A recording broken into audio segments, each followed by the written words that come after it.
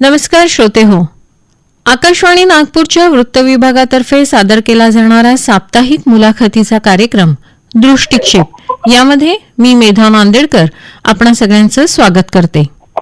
श्रोते हो, भारतीय भौतिकशास्त्रामधील वैज्ञानिक सर चंद्रशेखर वेंकटरमण यांनी रमण इफेक्ट अर्थात रमण प्रभाव याचा शोध लावल्याबद्दल दरवर्षी 28 फेब्रुवारीला राष्ट्रीय विज्ञान दिवस साजरा केला जातो. त्यांनी लावलेल्या या शोधाबद्दल 1930 मध्ये त्यांना नोबेल पुरस्काराने सन्मानित केलं गेलेलं होतं. या निमित्ताने विविध उपक्रम घेतले जात असतात.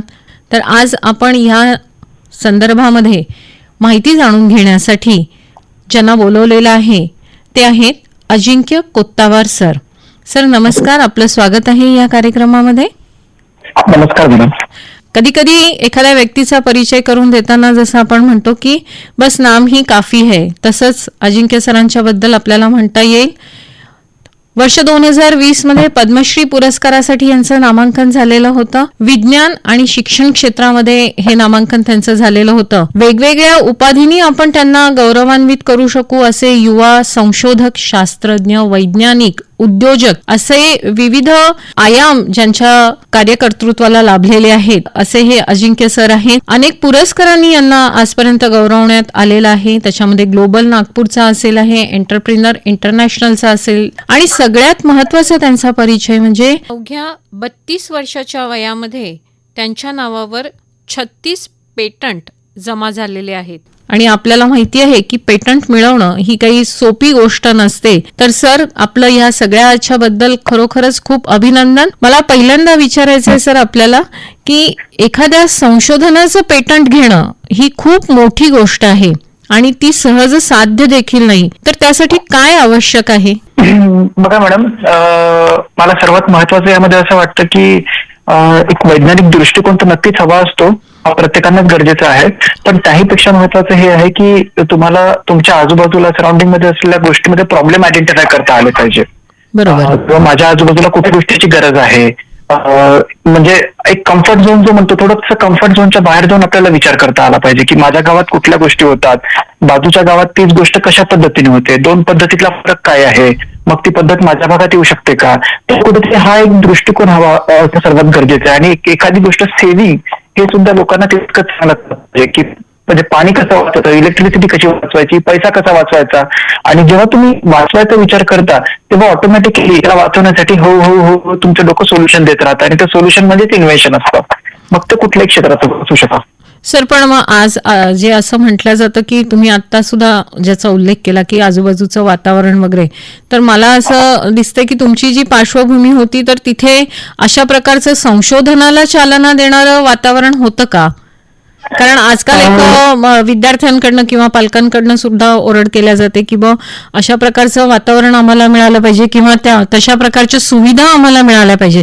तशा सुविधा तुमच्याकडे उपलब्ध होत्या का?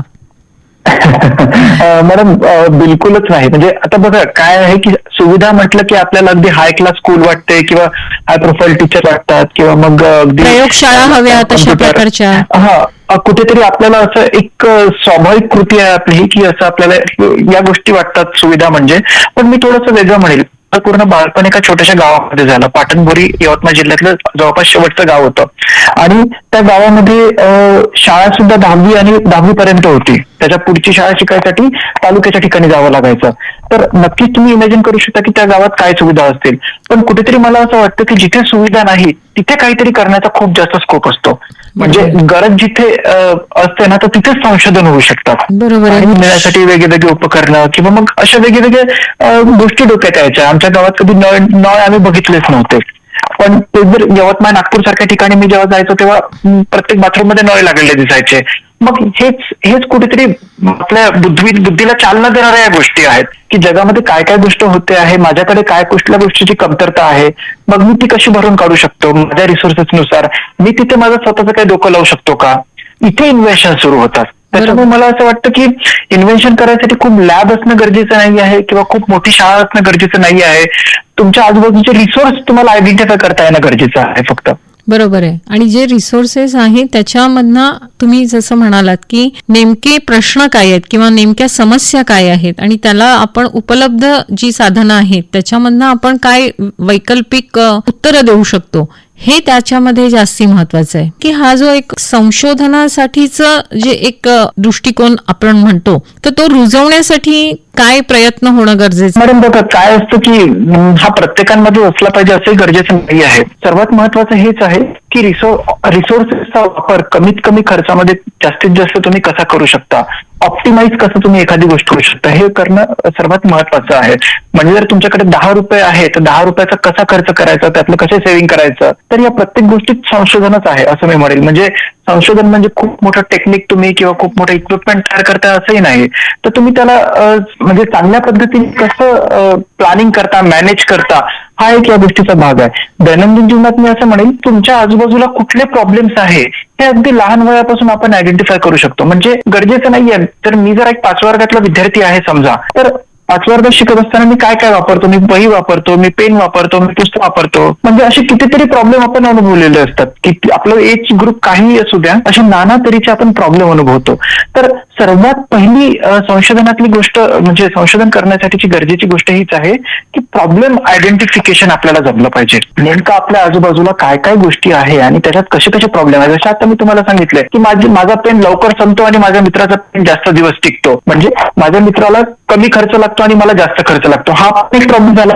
मी तिथे काही डोकं लावू शकतो का, मग त्याचा पेन कसा काम करतो आणि माझा पेन कसा काम करतो हे जर मी समजून घेण्याचा प्रयत्न केला तर ही झाली संशोधनाची तुमची पहिली पायरी. तर एक क्युरिओसिटी जी असते ना आपल्या मनामध्ये ती सदैव असली पाहिजे. पण ही जी वृत्ती आहे हे असं का झालं आणि हे कशामुळे झालं हे जोपर्यंत आपण विचार करणार नाही वेगळ्या वेगळ्या पद्धतीने तोपर्यंत तुम्ही संशोधनाकडे वळू शकणार नाही. सर पण मग ह्याच्यामध्ये आणखीन एक पुढचा असा प्रश्न येतो की बा शिक्षण हे जे सध्या दिलं जातं ते जरासं घोकमपट्टीवर किंवा खूप थेरॉटिकल आहे, तर हे शिक्षण सुद्धा असं काही प्रायोगिक असावं असं वाटतं का आपल्याला. मॅडम 100%. काय झालेलं आहे की मी 2013ला माझं ग्रॅज्युएशन कम्प्लीट झालं. त्यानंतर आसामला होतो इंटिग्रेटेड पीएचडी साठी आणि इंटिग्रेटेड पीएचडीचा प्रोग्राम म्हणजे माझी पीएचडी रिजेक्ट करण्यात आली, थेसिस म्हणजे मला फेल ठरवण्यात आलं. याच्या मागचं कारण असं होतं की मी माझं सगळं काम 8 महिन्यामध्ये कम्प्लीट केलेलं होतं.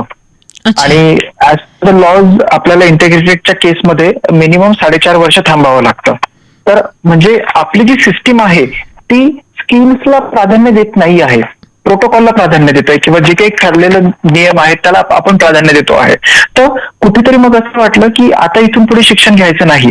का नाही घ्यायचं, तर स्किल्सला व्हॅल्यू नाही आहे. मग स्किल्सला व्हॅल्यू देणारी एज्युकेशन सिस्टीम आपण प्रणाली तयार करू शकतो का किंवा याच्यासाठी काही करू शकतो का. तर त्यावेळेला मॅडम एक लक्षात आलं, जर मी एका छोट्याशा खेडेगावातून येणारा विद्यार्थी जर इतके सारे पेटंट घेऊ शकतो, आज माझ्या नावावर 36 पेटंट्स आहेत टोटल, इतके जर मी घेऊ शकतो तर असे कितीतरी विद्यार्थी असतील, कितीतरी लोक असतील की जे या क्षेत्रासाठी काम करत असतील. मग सर्वात महत्वाचं काय असतं की त्यांना मिळणारं शिक्षण जोपर्यंत त्यांना अप्लाइड शिक्षण मिळणार नाही. बघा आज काय आहे, प्रत्येक जण 1% मिळवण्याच्या मागे लागलेला आहे. पण त्यांना हे मार्क्स कशासाठी मिळवायचे जर कोणी विचारलं तर एकच माहितीये की पुढे चांगली इंजिनिअरिंग आणि मेडिकलला ऍडमिशन मिळाली पाहिजे याच्यासाठी मार्क्स मिळवावे. असं कोणालाच वाटत नाही की मला शिकायचं आहे, मला हे समजून घ्यायचं आहे. कुठेतरी जर त्यांना प्रयोगातून शिक्षण आपण देण्याचा प्रयत्न केला तर काय होईल की ते जे काही शिकतायत त्याचं दैनंदिन जीवनात वापर कुठे होतो आहे, कुठे करू शकतो हे त्यांना लक्षात येईल. म्हणजे पायथागोरसचा थेरम कुठे वापरायचा, त्रिज्या आणि व्यासचा वापर कुठे करायचा किंवा गुरुत्वाकर्षणचा वापर आपल्या दैनंदिन जीवनात कुठे होतो, प्रमेयांचा वापर कुठे होतो, जोपर्यंत हे आपण त्यांना समजून सांगणार नाही तोपर्यंत या गोष्टीत त्यांना इंटरेस्ट डेव्हलप होणार नाही आणि त्यांचं काम सोयीस्कर होणार नाही. आजची एज्युकेशन सिस्टीम आपल्याला अशीच हवी आहे की जी या सगळ्या गोष्टीमध्ये एक कुठेतरी प्रयोगातून शिक्षण देण्यासाठी एक जबाबदारी त्यांनी घेतली पाहिजे. म्हणजे पूर्ण सिलेबसला आपण एक व्हिज्युअलाइज करू शकतो, मुलांना ते समजून सांगू शकतो, पटवून देऊ शकतो. तर याच पद्धतीने शिक्षण व्हायला पाहिजे. म्हणजे मला त्याच्याबद्दलच विचारायचं आहे पुढचा प्रश्न, की मग याच्यासाठी विद्यार्थ्यांसाठी कोणते नाविन्यपूर्ण उपक्रम घेता येतील, किंवा तुम्ही सुद्धा जे फाउंडेशन चालवता आहात विद्यार्थ्यांसाठी, तर त्याच्या माध्यमातून काय उपक्रम घेतले जात असतात? बरं, बघा, ज्ञान फाउंडेशन ही एक संस्था आहे, आमची एनजीओ आहे, आणि ही एनजीओ आम्ही 2018 मध्ये एस्टॅब्लिश केली. आता एनजीओच्या माध्यमातून प्रयोगातून शिक्षण मुलांना मिळावं या गोष्टीसाठी आम्ही सातत्याने प्रयत्न करतो. अशीच एक सुंदर प्रायोगिक शिक्षण प्रणालीवर आधारित असणारी एक शाळा आम्ही यवतमाळला सुरू केली. उबंटू इंग्लिश स्कूल आहे, की ज्यामध्ये प्रत्येक गोष्ट ऍक्टिव्हिटीतून होते. म्हणजे यासाठी खूप काही वेगळं करायची गरज नाहीये मॅडम. म्हणजे आपल्याला हेच बघायचं आहे की ज्या गोष्टी आपल्याला व्हिज्युअलाइज आपण करू शकतो, म्हणजे जसं सायन्स झालं, मॅथमॅटिक्स झालं, भूगोल झालं, भूगोलमध्ये ऍग्रिकल्चरल टेक्निक्स येतात, किंवा इतिहास सारख्या गोष्टी सुद्धा आपल्याला असं वाटतं की सिलेबसमध्ये का असणं गरजेचं आहे. पण आम्ही सातत्याने हे सांगतो की जर आपल्याला संशोधन करायचं असेल किंवा आपल्याला भविष्यात काम करायचं आहे आजच्या पिढीला, तर इतिहासात काय होतं, आज काय आहे, याला अनुसरून भविष्यात काय कुठल्या गोष्टीची गरज असणार आहे ती आपण पडताळणी करू शकतो. त्याच्यामुळे प्रत्येक गोष्ट आपल्या समाजात, म्हणजे आज शिक्षणात असलेली गरजेची आहे, किंवा आपण शिकत असलेल्या प्रत्येक गोष्टी प्रयोगामध्ये कन्व्हर्ट करता आल्या पाहिजे. याला आपण इनोव्हेटिव्ह टीचिंग एड्स असं म्हटलेलं आहे.